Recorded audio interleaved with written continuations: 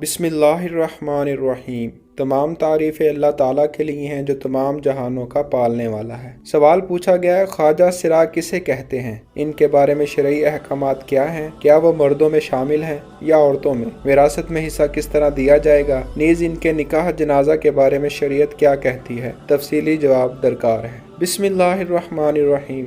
प्यारे दोस्तों, ख्वाजा सिराज को अरबी में मुखन्निस और उर्दू में हिजड़ा या खुसरा कहा जाता है, जो हरकत व सकनात और गुफ्तगू में पैदाइशी तौर पर औरतों के मुशाबा हो, और ऐसी खलकत वाले लोग आज की तरह नबी अकरम सल्लल्लाहु अलैहि वसल्लम के दौर में भी मौजूद थे, और शरीयत में ऐसे लोगों के हवाले से तफसीली रहनुमाई मौजूद है। रसूलुल्लाह सल्लल्लाहु अलैहि वसल्लम के अहद मुबारक में भी ये जिन्स मौजूद थी। बाज़ के नाम भी मिलते हैं कि वो मुईद, नाफिया, अबू मारिया, अलजन्ना और माबूर जैसे नामों से पुकारे जाते थे। ये लोग रसूलुल्लाह सल्लल्लाहु अलैहि वसल्लम के साथ शराए इस्लाम अदा करते थे, नमाजें पढ़ते, जहाद में शरीक होते और दीगर अमूर खैर भी बजा लाते थे। रसूलुल्लाह सल्लल्लाहु अलैहि वसल्लम इनके मुतल्लिक पहले ये ख्याल करते थे कि ये बेज़रर मखलूक है, आदमी होने के बावजूद इन्हें औरतों के मामलात में दिलचस्पी नहीं है, इसलिए आप अज़वाज मुतहरात के पास आने जाने से कोई हर्ज महसूस नहीं करते थे। लेकिन जब आपको पता चला कि इन्हें औरतों के मामलात में खासी दिलचस्पी ही नहीं बल्कि ये लोग निस्वानी मालूमात भी रखते हैं, तो आपने इन्हें अज़वाज मुतहरात और दीगर मुसलमान ख़वातीन के यहाँ आने जाने से मना फरमा दिया, बल्कि इन्हें मदीना बद्र करके रोज़ा खाख, हमराल असद और नकी की तरफ आबादी से दूर भेज दिया, ताकि दूसरे लोग इनके बुरे असरात से महफूज रहें। सहीह बुखारी अल मुगाज़ी हदीस नंबर 4234। यानी रसूलुल्लाह सल्लल्लाहु अलैहि वसल्लम ने औरतों को हुक्म दिया कि इन मुखन्नसों को बेज़रर ख्याल करके अपने पास ना आने दें, बल्कि इन्हें अपने घरों में दाखिल होने से रोके। प्यारे दोस्तों, वाज़ेह रहे कि मुखन्निस बुनियादी तौर पर मर्द होता है, लेकिन मर्दानी कुव्वत से महरूम होने की वजह से औरतों जैसी चाल ढाल और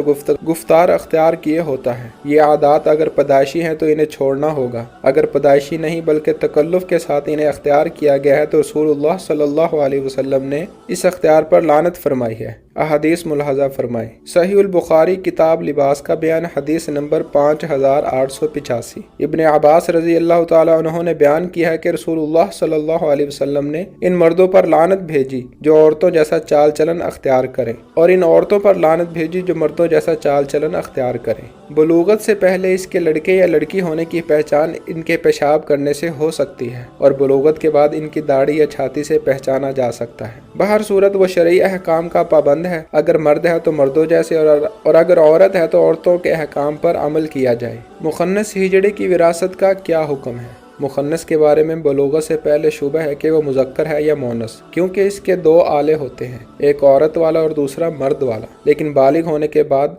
गालिबन इसका मुज़क्कर या मोनस होना वाज़िह हो जाता है। जब इसकी कोई ऐसी चीज़ ज़ाहिर हो जो इसके मोनस होने की इलामत है, जैसा कि पुस्तानों का उबर आना और हैज़ का आ जाना या औरत वाले आले से पेशाब करना, तो इसके बारे मोनस का हुक्म लागू किया जाएगा और तबई इलाज के ज़रिए महफूज तरीके से मुज़क्कर वाला आला ख़त्म कर दिया जाएगा। और जब वो चीज़ ज़ाहिर हो जो इसके मुज़क्कर होने पर दलालत करे, जैसा कि दाढ़ी का उगाना और मुज़क्कर वाले आले से पेशाब करना, नीज़ दीगर इलामात जिन्हें डॉक्टर पहचानते हैं, तो इस पर मुज़क्कर का हुक्म लागू होगा और मुज़क्कर वाला मामला अदा किया जाएगा। इससे पहले मौकूफ होगा ताकि मामला वाज़िह हो जाए। अब सवाल है कि ख्वाजा सिरा मुखन्नस यानी हिजड़े की मैयत, गुस्ल और जनाजे के बारे में शरीयत क्या कहती है, जबकि ये तबका पाकिस्तान में लवातत फैलाने का भी मुर्तकिब है। फितरी और तबई तौर पर कोई मुखन्निस हो तो ये अल्लाह की तरफ से है और वो भी शरीयत का मुकल्लिफ है। अगर जिस्मानी और खल्की एतबार से वो मर्द के मुशाबह है तो मर्दों के अहकाम इस पर लागू होंगे, और अगर वो गालिब जिस्मानी साख्त के एतबार से औरत के मुशाबह है तो इस पर औरतों के अहकामात लागू होंगे, और अगर वो शरई अहकाम का लिहाजो पास ना करे तो अल्लाह के नज़दीक फासिक है। और शायद इसी बुनियाद पर बाज़ अहादीस में इन पर लानत भी की गई है। मर्दों पर अज खुद मुखन्नस बनना हराम है और औरतों से मुशाहबत भी हराम है। नबी अकरम सल्लल्लाहु अलैहि वसल्लम ने इन पर लानत की है। हर मसले में मुखन्नस के अहकामात वाज़िह हैं। अगर मर्द के मुशाबह है तो मर्दों के अहकामात, वगरना औरतों के अहकाम इन पर लागू होंगे। अलबत्ता अगर खंसी मुश्किल है तो इसकी वफात पर इसे कपड़ों समेत गुस्ल दिया जाएगा या फिर फ़क्त तयम्मुम करवा कर दफन कर दिया जाए, और अगर इस मुखन्निस के महरम मौजूद है तो वो इसे गुस्ल दे सकते हैं। नमाज जनाजा के वक्त खंसी के वस्त में इमाम खड़ा हो, अलबत्ता इमाम शाफी के यहाँ इसकी कमर के पास सेरीन के नज़दीक खड़ा हो। बाकी अहकामात मर्द या औरत की तरह ही होंगे। अलबत्ता जिस कबीह फ़इल के ये फ़ी ज़माना मुर्तकिब हैं तो इन्हें जला वतन कर देना चाहिए और सज़ा भी दिलवानी चाहिए। मज़ीद ये कि ये मलऊन भी हैं।